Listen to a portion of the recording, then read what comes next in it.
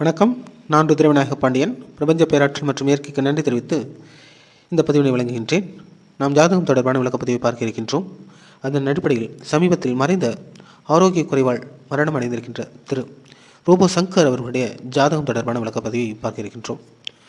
முதலில் மறைந்த திரு ரோபோ சங்கர் அவருடைய ஆன்மா இறைவனின் நிழலில் இளைப்பாறுவதற்கு அவருக்காக பிரார்த்தனை செய்து கொண்டு இந்த பதிவினை வழங்குகின்றேன்.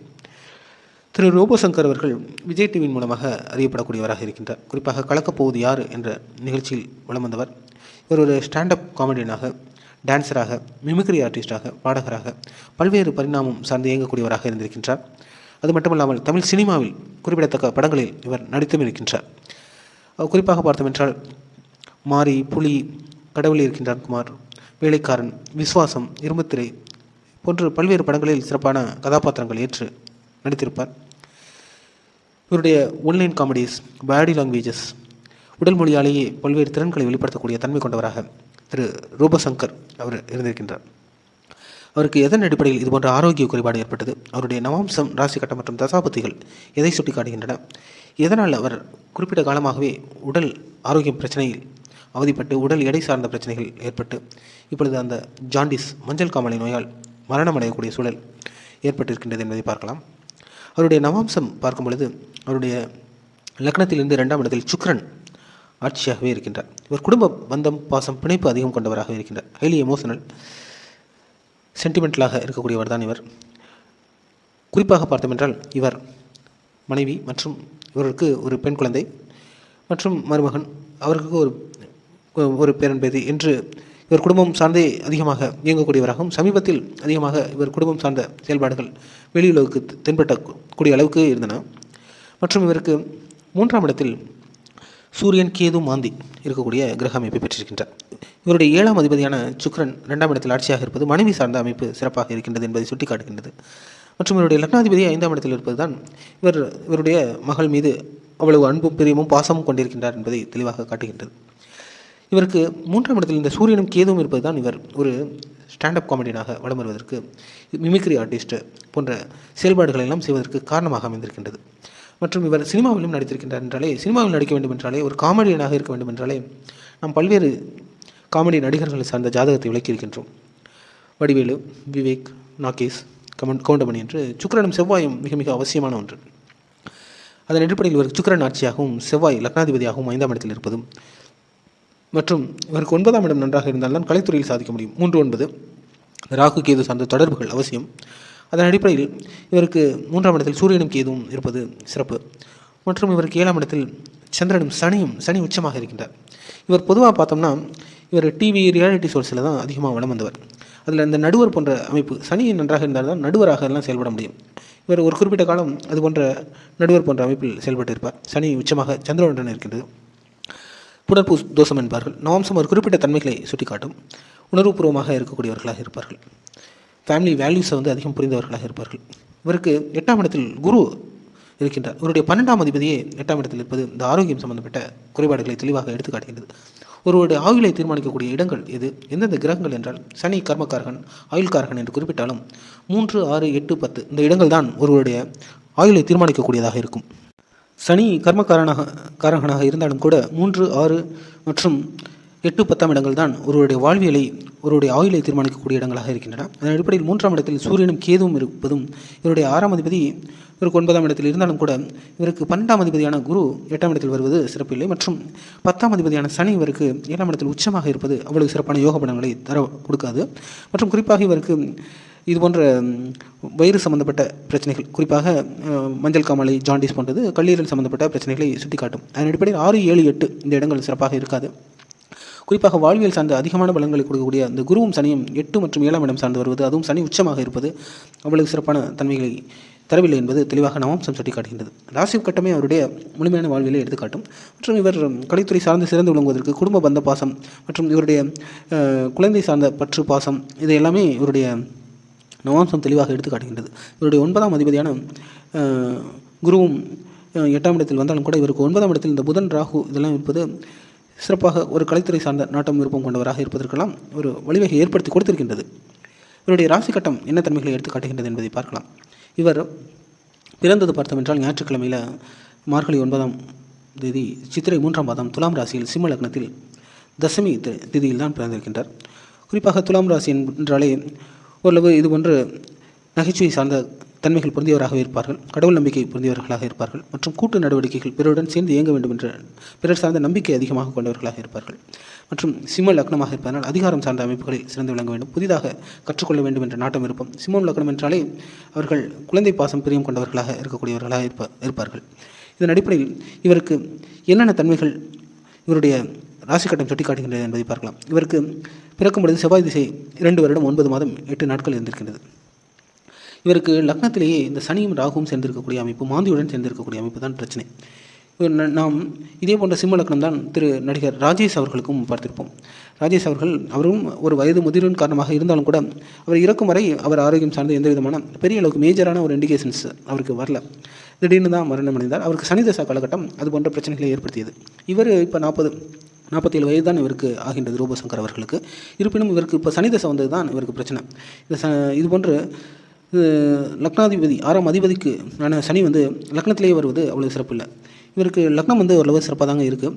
லக்னம் டிகிரி அடிப்படையிலும் முழுமையான ஒரு லக்னமாக இல்லை, அது ஒரு டிகிரி தான் இருக்குது. கிட்டத்தட்ட அது சிம்ம லக்னமாக இருந்தாலும் கண்ணியும் சார்ந்து இயங்கக்கூடியதாகவே இருக்கின்றது. இந்த சனி ராகு சார்ந்து லக்னத்திலே இருப்பது அதிகமாக சிந்திக்கக்கூடியவராகவும் மற்றவருடைய மனநிலையை புரிந்து கொண்டு செயல்படக்கூடிய தன்மை புரிந்தவராகவும் இருப்பார். மற்றொரு மனதை புரிந்து கொண்டு அதன் அடிப்படையில் தன்னை மேம்படுத்தி கொண்டு பிறருக்காக வாழக்கூடிய குணம் கொண்டவராக, நிர்வாகத்திறன் கொண்டவராக, உயர் இலக்கு லட்சியம் கொண்டவராக, அதேபோல் அதிகமான உணர்வுபூர்வமாகவும் இருக்கின்றார், உணர்ச்சிகரமானவராகவும் இருக்கின்றார். இவருக்கு இங்கும் பார்த்தோம் என்றால் சுக்கிரன் இவருக்கு ஆட்சியாகவே இருக்கின்றார். நவம்சம் ராசி கட்டம் 2லுமே சுக்கிரன் ஆட்சி, சுக்கிரன் சந்திரன் சார்ந்த சேர்க்கை இருக்கின்றது. மற்றும் இவருக்கு 3ஆம் இடம் சிறப்பாக இருக்கின்றது. இவர் சுக்கிரனும் புஷ்கர நவம்ச நட்சத்திர சாரம் பொருந்திருக்கின்றார். இவருக்கு சனி புஷ்கர நவம்ச நட்சத்திர சாரம், ராகு புஷ்கர நவம்ச நட்சத்திர சாரம் இருக்கின்றது. 4ஆம் இடத்தில் புதன், 5ஆம் இடத்தில் சூரியனும் செவ்வாயும் இருக்கக்கூடிய அமைப்பு. மற்றும் இவருக்கு நவம்சத்திலே பார்த்திருப்போம், இவருக்கு செவ்வாய் லக்னாதிபதி தொடர்பு இருந்தது. இவருக்கு இங்கு 9ஆம் அதிபதியான செவ்வாய் 5ஆம் இடத்தில் வருவது. இவர் நடனம் சார்ந்த ஈடுபாடெல்லாம் கொண்டவராக இருக்கின்றார். மற்றும் இவருக்கு பார்த்தோம் என்றால் நல்ல உடல் கட்டமைப்பு கொண்டவராக இருக்கின்றார். உடல் கட்டமைப்பு என்றாலே செவ்வாய் தொடர்பு இருந்தால் நன்றாக இருக்கும். மற்றும் லக்னத்தில் பொதுவாக அதிகமான கிரகங்கள் இருந்தாலே அவர்களுக்கு நல்ல உடல் கட்டமைப்பும் இருக்கும். மற்றும் குரு நன்றாக இருந்தாலே அவர்களுக்கு உடல் எடைகளை அதிகப்படுத்தக்கூடிய தன்மைகளை கொடுக்கக்கூடியது குரு தான். குரு அவருக்கு உச்சமாகவே 12இல் மறைகின்றார். இவருக்கு கிட்டத்தட்ட ராகு டிகிரி அடிப்படையில் அவர் 2 மற்றும் 8ஆம் இடம் சார்ந்து இயங்கக்கூடியவராக இருக்கின்றார். இதுதான் இவருடைய கிரக அமைப்புகளாக இருந்தாலும் இவர் பொதுவாக கலைத்துறையில் சாதிப்பதற்கு தெளிவான கிரக அமைப்புகள் இருக்கின்றன. சுக்கிரன் நன்றாக இருக்கின்றார், 3ஆம் இடம் சிறப்பாக இருக்கின்றது. இது போன்ற ஒரு ஸ்டாண்டப் காமெடியன், டிவி ரியாலிட்டி ஷோஸ்லாம் செயல்படுறதுக்கு இந்த 3 12ஆம் இடம் இருந்து நன்றாக இருந்தாலே போதுமானது. மற்றும் சினிமாவில் நடிக்க வேண்டும் என்றால் ராகு கேது தொடர்புகள் நவம்சத்திலே அவருக்கு இருந்தன. மற்றும் இவருக்கு 9ஆம் அதிபதியும் 5ஆம் இடத்தில் இருப்பது சிறப்பு. அதேபோல் இந்த சூரியன் செவ்வாயும் இருப்பது சற்று அவசரப்படக்கூடிய, கோபப்படக்கூடிய, நிதானம் இல்லாமல் செயல்படக்கூடிய சிறு சிறு தன்மைகளை ஏற்படுத்தினாலும் கூட அன்புள்ளம் பாசம் கொண்டவராக, அன்பு பாசத்துக்காக இயங்கக்கூடிய தன்மை கொண்டவராக, பிறருக்காகவே வாழ வேண்டும், அர்ப்பணிக்கக்கூடிய குணம் கொண்டவராகவே இவருடைய கிரக அமைப்புகள் இருக்கின்றன. இப்படி இருந்தாலும் கூட இவருக்கு பொதுவாக இவருடைய ராசி கட்டத்தின் அடிப்படை இவருக்கு இந்த கண் திருஷ்டியெல்லாம் இருக்குங்க. அதாவது சில பேருக்கு எல்லாருக்குமே கண் திருஷ்டி இருக்குமா அப்படிலாம் கிடையாது. இவருடைய ஜாதகத்தில் தெளிவாக தென்படுகின்றது. பிறருடைய எண்ணப்பதிவுகளும் சரி, இவரை சார்ந்து ஏதேனும் செயல்பாடுகள் செய்யும்படுது இவரை பாதிக்கக்கூடிய அளவுக்குத்தான் இவருடைய ராசி கட்டம் தன்மைகள் பொருந்திருக்கின்றது. குறிப்பாக இவருக்கு நான் குறிப்பிட விரும்புவது ஆயுளை தீர்மானிக்கக்கூடிய அமைப்பு எது, மற்றும் இவருக்கு எந்த அளவுக்கு அது பாதகமாக அமைந்திருக்கின்றது, மற்றும் இவருக்கு நடக்கக்கூடிய தசாபதிகளும் எதை சுட்டி காட்டுகின்றன என்பதை தெரிந்து கொள்ள வேண்டும். குறிப்பாக 3, 6 மற்றும் 8, 10 இந்த இடங்கள் தான் ஆயுளை தீர்மானிக்கக்கூடியது. சனி ஆயுள்காரகனாக இருந்தாலும் கூட இவருக்கு 3ஆம் இடம் சிறப்பாக இருந்தாலும் கூட இவருடைய 12ஆம் அதிபதி 3ஆம் இடத்தில் வருவது சிறப்பு இல்லை. இன்னொன்று சுக்கிரன் சந்திரன் இருந்தாலே அதிகமாக சில தேவையற்ற நாட்டங்களையும் விருப்பங்களையும் ஏற்படுத்தக்கூடிய தன்மைகளை கொடுக்கும். மற்றும் 6ஆம் அதிபதி லக்னத்தில் அதுவும் ராகுவுடன் சேர்ந்து இருப்பது அவ்வளவு சிறப்பு இல்லை. மற்றும் இவருக்கு 8ஆம் அதிபதி 12இல் உச்சமாக மறைவதும் அவ்வளவு சிறப்பு இல்லை. மற்றும் கேதுவும் கிட்டத்தட்ட பார்த்தீங்கன்னா அவருக்கு 7 மற்றும் 8ஆம் இடம் சார்ந்து இயங்கக்கூடியவராகவே இருக்கின்றார். அதுபோல் அவருக்கு 3, 6, 8 இந்த இடங்கள் அவ்வளவு சிறப்பாக இல்லை. அவருக்கு லக்னாதிபதி 5ஆம் இடத்தில் சிறப்பாக இருந்தாலும் கூட அவரும் செவ்வாயுடன் சேர்ந்து இருக்கின்றார். மற்றும் இவருக்கு 10ஆம் இடம் பாருங்கள், 10ஆம் அதிபதி சுக்கிரன் ஓரளவு நல்லா இருக்காருங்க. மற்றபடி 3, 6, 8 சிறப்பாக இல்லை என்பது தெளிவாக சுட்டி காட்டுகின்றது. இதன் அடிப்படையில் பார்க்கும் பொழுதும் இவருக்கு தசாபுத்திகள் என்ன சென்று கொண்டிருக்கின்றன, எதன் அடிப்படையில் இவருக்கு சமீப காலமாக ஒரு 5 வருடத்துக்கு மேலாகவே இவர் ஆரோக்கியம் சார்ந்த பிரச்சனை சென்று கொண்டு தான் இருக்கின்றது. இவருக்கு அதை சார்ந்து பார்க்கும்போது முதலில் செவ்வாய் திசை 1981 வரைக்கும் இருந்திருக்கு. அடுத்தது ராகு தசை. செவ்வாய் திசை செவ்வாய் அவருக்கு பார்த்தோம் என்றால் நவம்சத்தில் லக்னாதிபதி, ராசி கட்டத்தில் அவர் 9ஆம் அதிபதி 5. தொடக்கத்திலிருந்தே அவருக்கு கடை நாட்டம்லாம் அதிகமாக இருந்திருக்கின்றது. இவர் கல்வியும் பார்த்தீங்கன்னா குரு உச்சமாக இருக்கார். எம்ஏ படிச்சிருக்காரு. எம்ஏ வந்து எக்கனாமிக்ஸ் படிச்சிருக்காரு. குருவும் சந்திரனும் நன்றாக இருந்தால் தான் அவர்களால் எம்ஏ படிக்க முடியும். ஏனென்றால் சந்திரனுடைய இடத்தில் குரு உச்சமாகவே இருக்கின்றார். சந்திரனும் இவருக்கு சிறப்பாக இருப்பதன் அடிப்படையில் இவருக்கு இது போன்ற கல்வி அமைந்திருக்கின்றது. மற்றும் அவருக்கு ராகு தசை தான். ராகுனாலே உங்களுக்கு கலைத்துறையில் நிச்சயமாக சாதிக்க முடியும்னு தெரியும். அதன் அடிப்படையில் 1999 வரை ராகு தசை இருக்குது. அவருக்கு முதல்ல என்ட்ரி கொடுத்தது இந்த ராகு சார்ந்த சந்திரன் புத்தி தான். அவருக்கு என்ன சந்திரன் 3ஆம் இடத்தில் இருக்கார். அவரே 12ஆம் அதிபதி. அதை சார்ந்து பார்க்கப்போ அவருக்கு வந்து இந்த மாதிரி மீடியாவில், குறிப்பாக தொலைக்காட்சி ரியாலிட்டி ஷோஸில் அவருக்கு வாய்ப்பு 12, 3 அந்த தொடர்பு நான் குறிப்பிட்டேன். அதன் அடிப்படையில் ராகு சார்ந்த சந்திரன் புத்தியில் அவர் 96, 97 காலகட்டத்தில் என்ட்ரி ஆயிருக்காரு. அடுத்து இந்த குரு சந்திரன், அடுத்தது வந்து ராகு தசை முடிஞ்சு அடுத்து குரு தசை ஆரம்பிச்சிருக்கு. குரு தசை 2015 வரைக்கும் இருந்திருக்கு. அது நல்ல யோகமான சிறப்பான தசையாக இருந்திருக்கு. 12 உச்சமாக மறைஞ்சாலும் கூட குரு உங்களுக்கு 5ஆம் அதிபதி மற்றும் அவரே அஷ்டமாதிபதியாக இருந்தாலும் கூட 5ஆம் அதிபதி குழந்தை சார்ந்து குடும்பம் சார்ந்து இயங்கக்கூடியவராக. இவருடைய மகள் கூட படங்களில் நடிப்பதற்கான பாசிபிலிட்டிஸ்லாம் வந்துச்சு.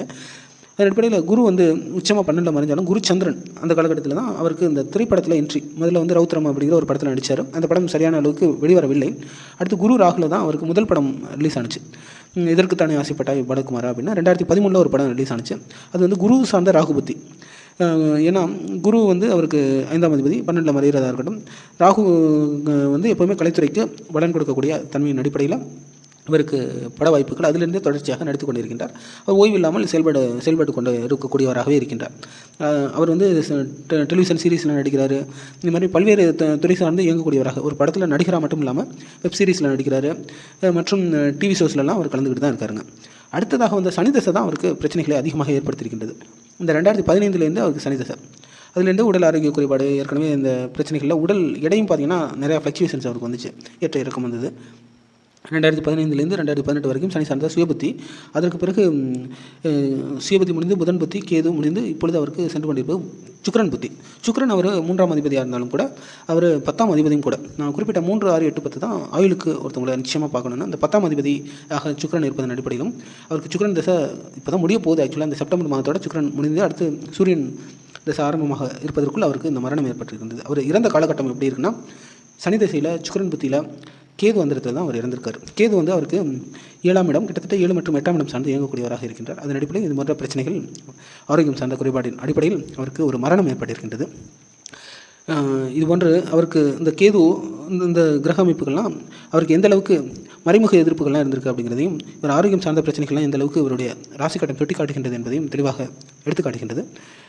மற்றபடி இவர் ஆன்மா இறைவனடி சேர வேண்டும். நிச்சயமாக இவர் வந்து வாழ்வியல் சார்ந்த எதிர்பார்ப்புகள் நோக்கம்லாம் இவருக்கு அதிகமாக இருந்திருக்கும். நிச்சயமாக அடுத்த பிறகு எடுத்து ஒரு நல்ல ஒரு வாழ்க்கையை, சிறப்பான ஒரு உன்னதமான வாழ்க்கையை வாழ்வார் என்று அவருக்காக பிரார்த்தனை செய்து கொண்டு, இதுதான் அவருடைய ஜாதகம் தொடர்பாக நான் கொடுக்கக்கூடிய விளக்கம்.